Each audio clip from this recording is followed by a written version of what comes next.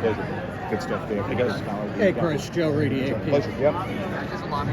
What was it like seeing the year of Herbie? Because not only you've had guys who've done two games in a weekend before, but he was doing 2 games. Yeah. And I know what he was doing. Right. I didn't get, fortunately, to see behind the scenes because I wouldn't want to see what he was going through all week with the preparation for the NFL. And listen, we and I talk openly. We're very transparent with our communication after 27 years. So I knew it was going to be tough for me, for our production, and mostly for him, right? You're going to give most of your energy to the new gig. It's Amazon, it's Al Michaels, it's the NFL. You need to show you belong. You need to get accustomed to a new job. So I said, look, Kirk, man, here's the pie. Let's be honest, a massive chunk is going to go to that, and I get it. Just, if you're doing an Ironman and we're doing the marathon at the end after you've done the ocean swim and the bike, just run hard to the tape. And the fact that he did it early in the season didn't surprise me. The fact that he kept going into week whatever we're in now, 14, 15, is pretty amazing. But also late in the season too, his son starts as a starting quarterback at St. X, and now he adds that. Let's wedge in one more game, I yeah. think, as a fan and a dad, which is, by the way, stressful to watch your kid play. So he was burning some energy there too. So I was proud of him. He did a great job. Did anything change in terms of production approach with you guys in terms of production meetings or research or? I mean, I could go on for a long time. I'm not going to about our preparation method. It's different. We don't talk about the games much. Like we're all those seasons together, watching a ton of games together in the bus all day, and then watching, like we watched, semifinal 1. I know what he's going to say. I know how we think. He knows me too. So we're not spending a ton of time talking about the games. But obviously, you're not together watching practices. You're not together in person doing coaches meetings. He's on Zoom, so it's less than ideal. The hang is different. So much of this job, we enjoy each other's company. It's the dinners out. It's the Thursdays and Fridays in college towns that we don't get. And I regret that, but there's nothing you can do about it. I mean, when we get in the booth on Saturday, we're going to do our job. He does say he needs to relax a little more next season. He needs to relax? Yeah. Or enjoy things. Or oh, yeah, well, I think, all of us, when I did game day and the game's the same day, the burden of doing the job to meet your standard is really heavy. Right. Like, you don't feel like you can throttle back at all. So what you give up is sleep, eating right, working out, all the things that keep you going physically and keep you healthy. It's like a coach. I mean, I worry about coaches not putting self-care highly enough. They don't. I get in my soapbox all the time and talk about it. There's been a prime example this year. You have to take care of yourself as a broadcaster and a coach to be there at the end of the season, or you're going to run down. And I'm 60, so I'm not what I used to be, but I feel like I've learned some things and be more efficient in your prep and take care of yourself and get more sleep than I used to and drink less.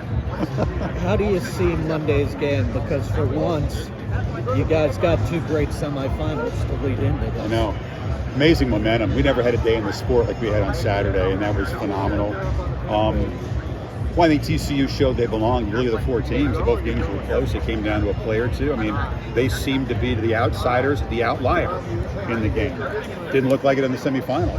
I mean, they handled a team that pounded Ohio State, which was a kick from beating Georgia. So if you want to extrapolate that, I mean, they certainly belonged. I mean, they also blew up the notion that big game experience is essential. I'm one of the ones that really believe that. I mean, I've been told that from coaches. If you haven't been there, you don't know. Your kids are going to feel like the moment's too big to meet. Well, this is a unique coaching staff at TCU and a unique group of guys who blew that up. They were jittery the first play. They said that. They gave up a 53-yard run, had to collect themselves.